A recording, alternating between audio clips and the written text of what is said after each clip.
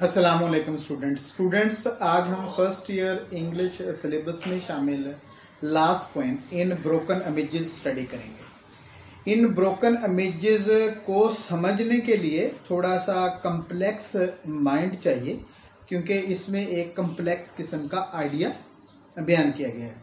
Students, इस poem को समझाने से पहले मैं आपको थोड़ा सा कुछ और बताता हूँ, एक थोड़ी सी स्टोरी टाइप चीज़ जो है वो सुनाता हूँ ताकि आप इस पोएम को अच्छी तरह से समझ सकें। शुरू में ये यकीन किया जाता था कि ज़मीन साकिन है, ज़मीन घूमती नहीं है, बल्कि सूरज ज़मीन के इर्द गिर्द घूमता है।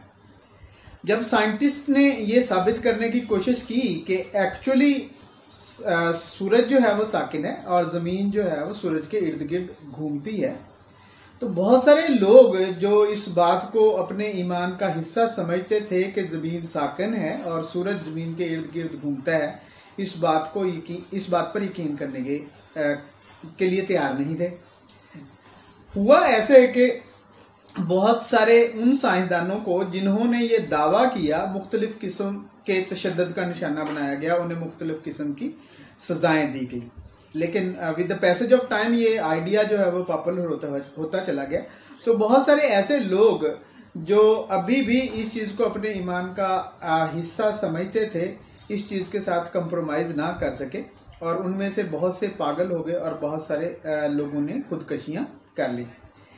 तो होना क्या चाहिए, जो चीज़ समझने वाली है, जो चीज़ जहन में रखने वाली है कि हम एक कायनात में, हम जिस कायनात में रहते हैं वो कंटिन्यूअसली उसके बारे में हमारी अंडरस्टैंडिंग जो है वो चेंज होती रहती है। हमारा नॉलेज जो है उसके बारे में जो इम्प्रूव होता रहता है।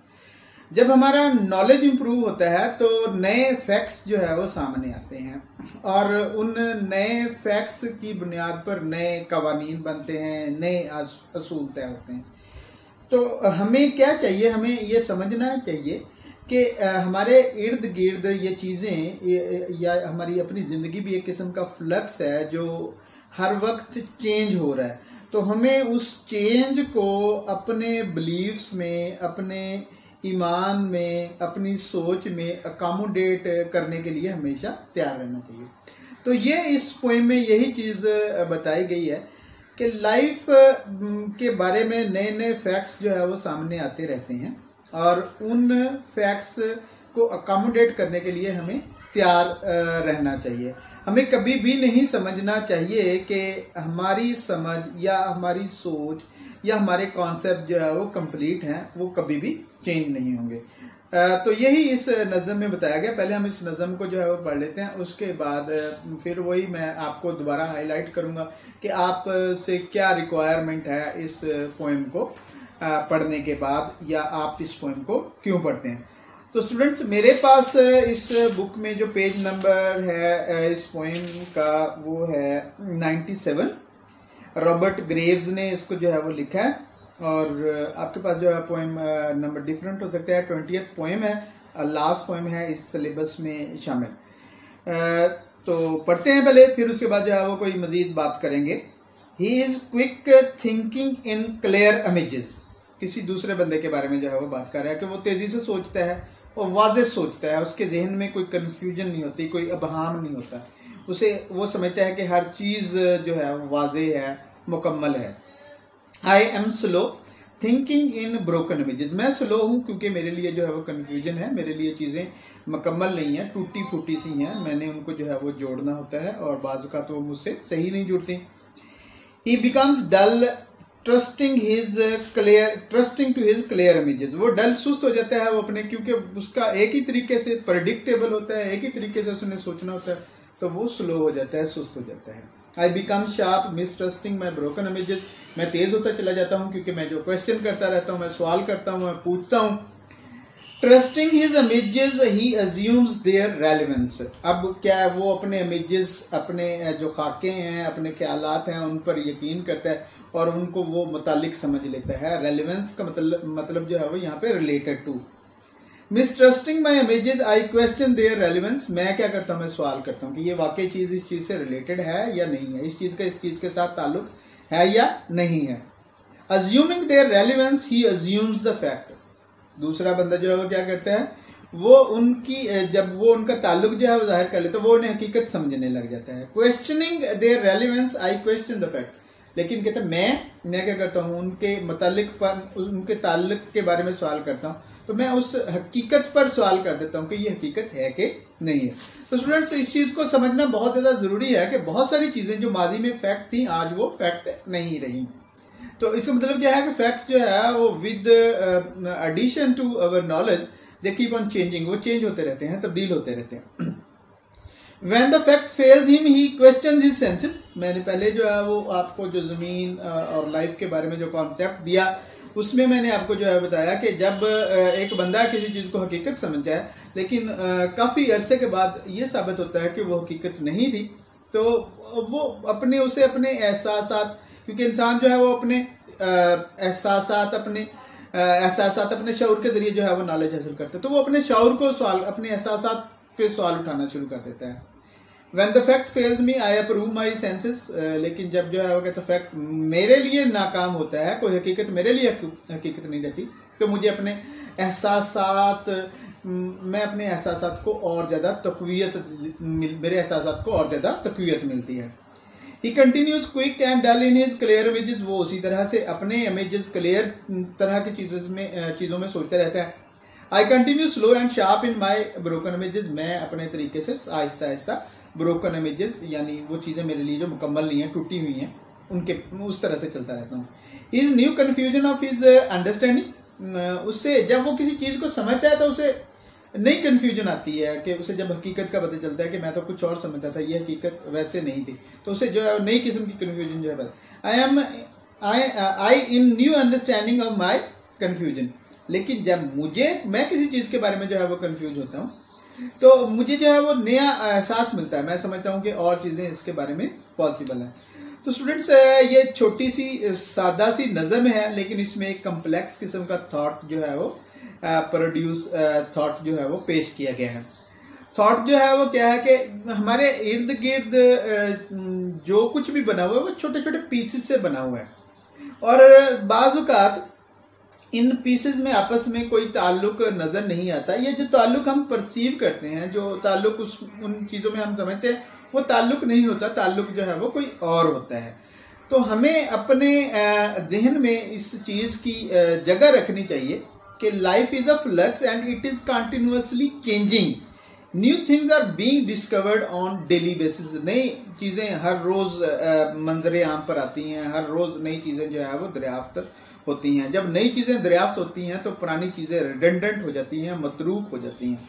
तो हमें इस नई चीजों के लिए अपनी जिंदगी में गुंजाइश पैदा करनी चाहिए, और जो पुरानी चीजें मतरूक हो रही हैं उनको समझना चाहिए कि हमारी अंडरस्टैंडिंग जो है वो कंप्लीट नहीं थी, इसलिए वो चेंज हो गई, बजाय इसके कि हम इस चीज पे सवाल करना शुरू कर दें कि अगर हमें जो उस वक्त किसी चीज की समझ नहीं आई तो हमें किसी वक्त भी किसी चीज की समझ नहीं आएगी। लाइफ कंटिन्यूअसली चेंजिंग प्रोसेस है। इस कायनात को अभी तक हम समझ नहीं सके और शायद हम इस कायनात को कभी भी समझ नहीं सकेंगे।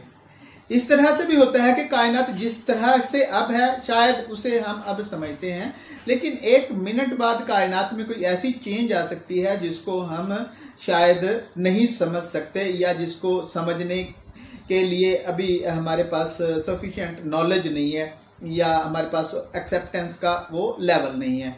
अभी जिस तरह से आप जो है वो देख रहे हैं, कोविड-19 एक नया वायरस आया और इसने मेडिकल साइंस को मुकम्मल तौर पर नाकाम करके रख दिया।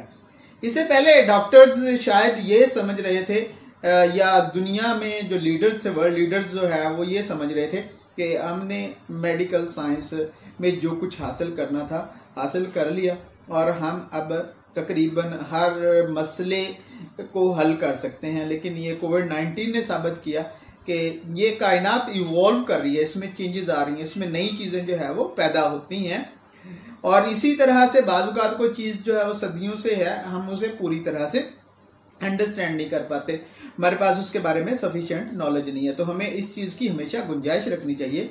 ये कभी भी नहीं समझना चाहिए कि जो नॉलेज हमारे पास है वो कंप्लीट है, वो कभी भी तब्दील नहीं होगा, वो वैसे का वैसा रहेगा जैसा इस वक्त हमारे पास है। तो स्टूडेंट्स ये तो था इस पोएम में प्रेजेंट किया गया थॉट।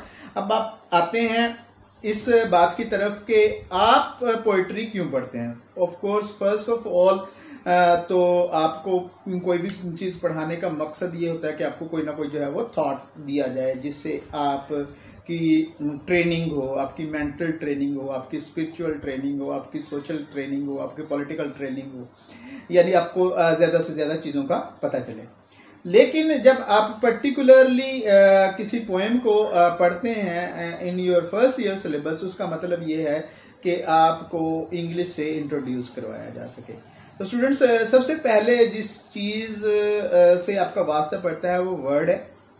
आपने वर्ड की बनावट देखनी होती है, वर्ड की साउंड देखनी होती है, वर्ड के मीनिंग देखने होते हैं, और फिर देखना होता है कि उस वर्ड को हम अपनी कॉन्वर्सेशन में किस तरह से इस्तेमाल कर सकते हैं, हमारे लिए जो है वो क्यों इम्पोर्टेंट है। तो एग्जामिनेशन में आपसे वर्ड्स के मीनिंग पूछे जाते हैं, साउंड तो आपसे नहीं पूछी जाती, लेकिन एक्सपेक्ट आपसे ये किया जाता है कि आप उस वर्ड की साउंड भी जानते होंगे, और जहां पे आपको उस वर्ड की साउंड प्रोड्यूस करने की जरूरत पड़ेगी तो आप you will be able to produce that sound exactly the way it can be understood by other speakers of the same language living in other parts of the world as well as in your part of the world, कि आप उस sound को उस तरह से produce करेंगे जिस तरह से दुनिया में दूसरे लोग जो है वो प्रोड्यूस करते हैं, या आपकी दुनिया में उसको जो है वो प्रोड्यूस।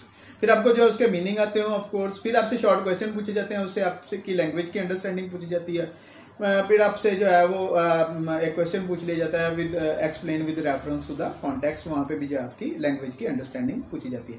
ऑफ कोर्स आप वर्ड से शुरू करते हैं, उसके बाद जो है वो आप सेंटेंसेस की तरफ आते हैं, फिर पैराग्राफ की तरफ जाते हैं, और यही चीजें हैं जो आपने अपने आप में कैपेबिलिटी पैदा करनी है, और through practice you can produce in you them in you very easily. तो आप ये पोइट्री तो मैंने खत्म कर दी, इसके बाद जो है इंशाल्लाह we will be doing something else, और आप लोग जो है वो मेरे साथ रहिएगा। इस चैनल को सब्सक्राइब करें और अपने फ्रेंड्स को इस चैनल के बारे में, एडमिट पब्लिक के बारे में, अल्लाह हाफिज।